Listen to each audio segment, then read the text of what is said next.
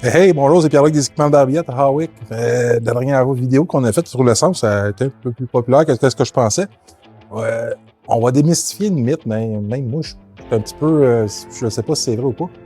Chez Shell, le V-Power, sur le site de moto, on dit qu'il n'y a pas d'éthanol dans le super.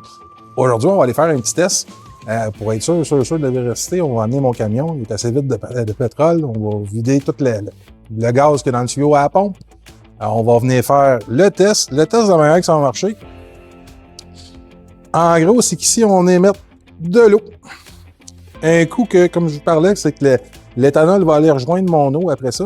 C'est qu'on va vraiment avoir la partie d'eau qui va se détacher. Ici, on va avoir le nombre de pourcentage. Fait que peu importe la petite quantité d'eau que j'ai, on peut venir tout gober l'éthanol qui est dans notre essence avec l'eau. On va aller faire le test et on va s'en reparler tantôt. Bon, ben, nous voilà au Shell pour vérifier s'il y a de l'éthanol ou pas d'éthanol dans le super. Comme croyance populaire que je vois souvent sur mes groupes de moto, qu'il n'y en a pas. J'aimerais vraiment ça qu'il n'y en ait pas, mais bon, on va voir ça. Pour être sûr que le test soit bon, là, mais on va remplir mon camion pour être sûr que de vider le tuyau de tout s'il y aurait de l'ordinaire. Pour remplir après ça mon test d'éthanol, puis on va regarder après ça combien il y a d'éthanol ou s'il n'y a pas d'éthanol dans le super chez Shell. On remplit.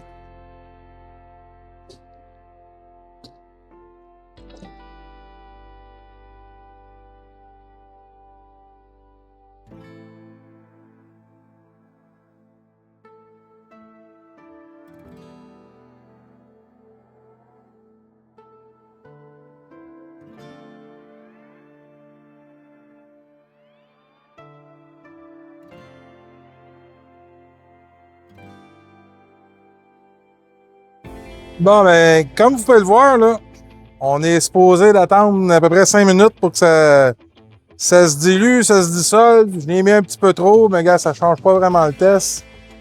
On voit clairement qu'après 30 secondes, là, on a clairement 10% d'éthanol de l'essence dans l'essence super chez Shell. Je regarde bien là, la différence, c'est à peu près 25 sous le litre.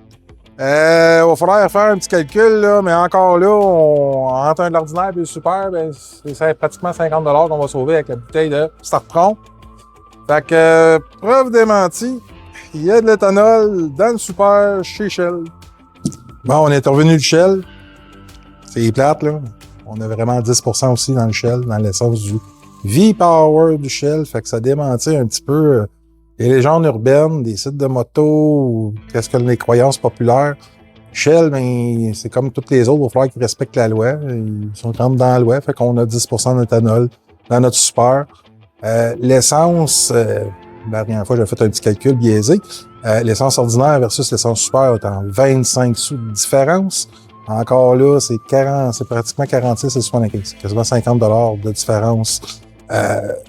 Si j'utilise ma petite bouteille de Startron, puis en plus, on va venir se sauver des problèmes en utilisant ce produit-là pour nos machines, pas nécessairement qui ont beaucoup d'octane, là, mais pour nos tracteurs à gazon, nos pompes à eau, puis nos autres trucs. En gros, c'est qu'est-ce que ça fait l'éthanol dans votre essence? Parce que là, j'arrête pas de vous en parler, puis maudit, c'est ça, c'est de l'alcool de maïs. Cet alcool-là, là, qu'est-ce qu'il va faire? Tout le caoutchouc, là, les lignes à gaz, les petites membranes dans mon carburateur de ma Chiquito, de mon tracteur à gazon, les pompes à gaz, ça va venir les manger. Ça arrive souvent, là, j'ai beaucoup de monde qui me mettent en commentaire. Voyons, Pierre-Luc, les hausses, quand on achetait des hausses pour nos weed eaters, dans le temps, ils étaient bien meilleurs. Là, à cette heure, ça fait même pas 4-5 ans, ils sont tous jaunis, ils sont tous craquants. Le problème, c'est pas vraiment le matériel. Le problème, c'est vraiment l'essence qu'on va utiliser pour mettre dans nos machines. Vraiment important, venez traiter votre essence. Passez nous voir aux équipements de Barbiette à Hawick, les 19 19 33. Merci beaucoup.